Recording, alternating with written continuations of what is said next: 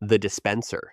Rebecca Berger was a 33-year-old French fitness and lifestyle influencer with more than 120,000 Instagram followers, the kind of person whose whole brand was health and looking after yourself. In mid-June 2017, she was at home in eastern France using a pressurized whipped cream siphon, an ordinary kitchen gadget that uses a little gas cartridge to push cream through a nozzle. The thing exploded. A component sheared off under pressure and struck her in the chest, right around the heart, and she went into cardiac arrest almost immediately. She died in the hospital. Turns out French consumer watchdogs had warned for years about defective siphons.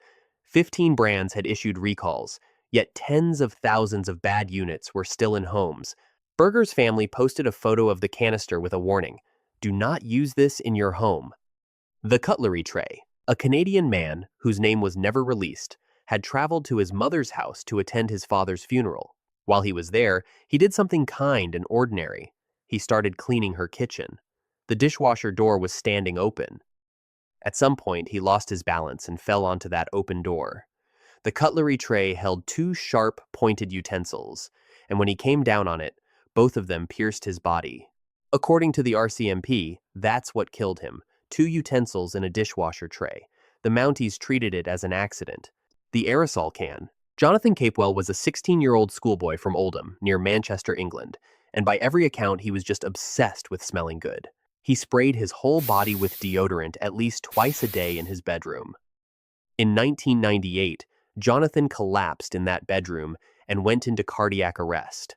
The buildup of gas in his bloodstream effectively starved his body of oxygen and sent his heart into fatal chaos.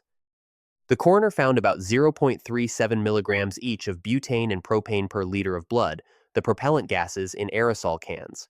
A level of 0.1 milligrams can be lethal, so he had roughly 4 times a fatal dose, built up over months of heavy use in a poorly ventilated room. Most people use a few quick sprays in a ventilated bathroom. Jonathan was effectively filling a small room with gas twice a day and breathing it in. The coroner ruled accidental death, believed to be the first UK death from accidental inhalation of deodorant fumes. The bonding glue. Atasha Graham was a 34-year-old British woman from Lee in southeast London, a self-described fun-loving clubber who'd worn hair extensions for over a decade. One night, in May 2011, she went out to a central London club where her boyfriend was DJing, drank, danced, and came home perfectly fine.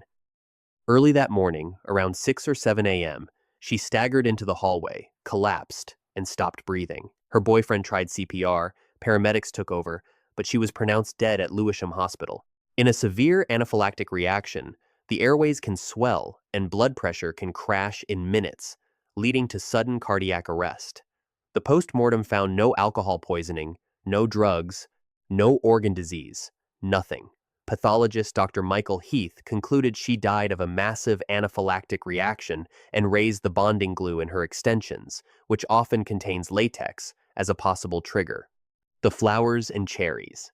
On the 21st of June 2007, around 5:52 p.m., Humberto Hernandez, 24, was walking down a sidewalk in Oakland, California, with his wife. He'd just bought her cherries and flowers and was walking her to dinner, a few steps ahead of her.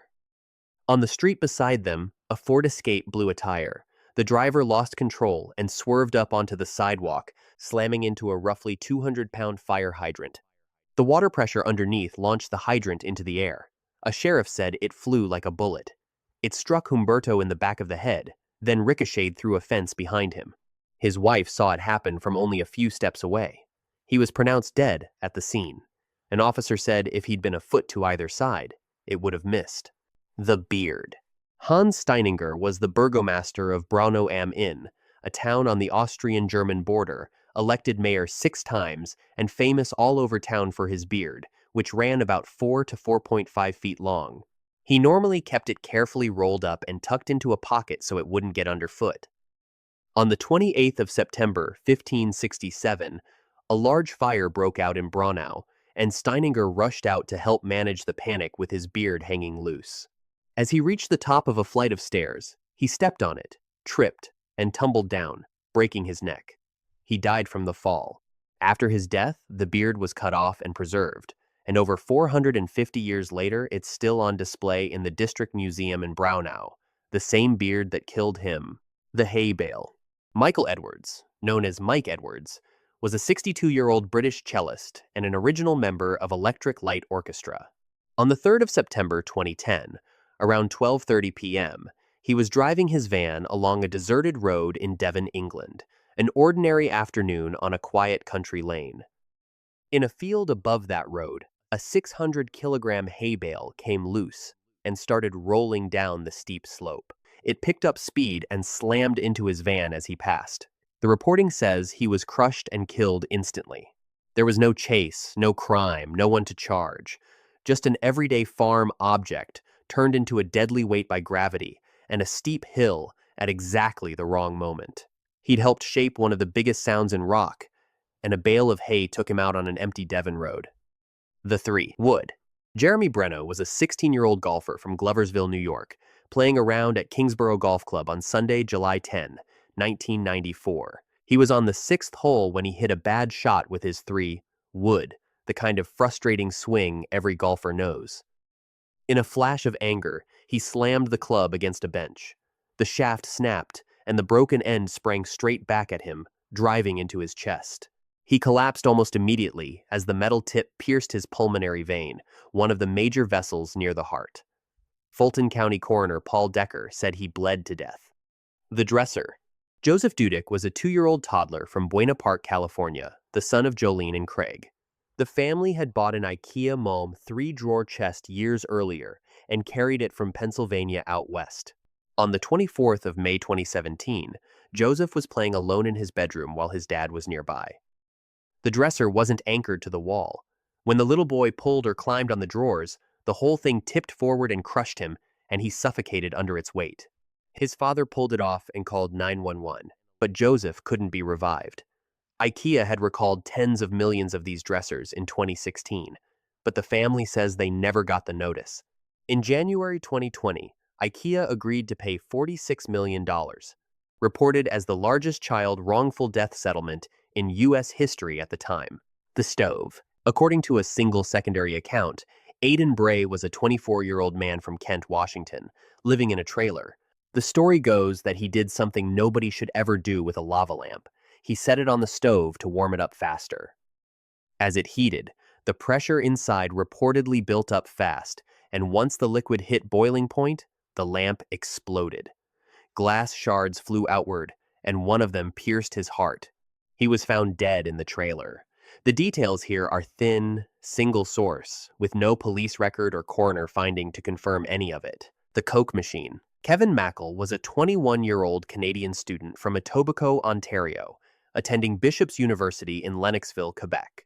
In December 1998, around 4 a.m., after drinking beer with friends following exams, he stopped at a vending machine in a residence stairwell, the day he was supposed to head home for Christmas.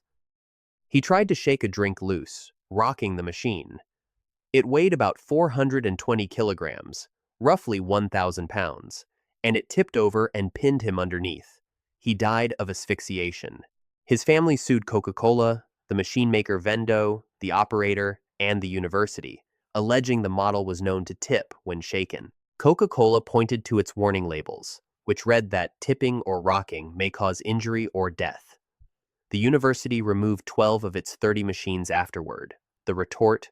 On the 11th of October, 2012, around 5:30 a.m., Jose Milena, a 62-year-old machine operator at the Bumblebee Foods tuna cannery in Santa Fe Springs, California, was loading carts into a 35-foot steam pressure cooker, the kind they use to sterilize tuna by the batch. He climbed inside to do some work. His supervisor came by, saw the pallet jack and carts out front, didn't see Jose, and figured he'd wandered off. So a co-worker loaded the retort with 12,000 pounds of canned tuna without looking inside, another sealed the door, and the steam went on. Nobody knew he was in there. For about 2 hours, the cooker ran at roughly 270 degrees Fahrenheit. When they finally opened it, Jose's charred remains were near the outlet door. In 2016, Bumblebee settled the criminal case for $6 million, the largest payout for a California workplace violation death at the time. Thanks so much for rocking with the channel for real. Hit that subscribe and turn on the bell so you don't miss a single one. And got a topic you want me to dig into next? Drop it in the comments.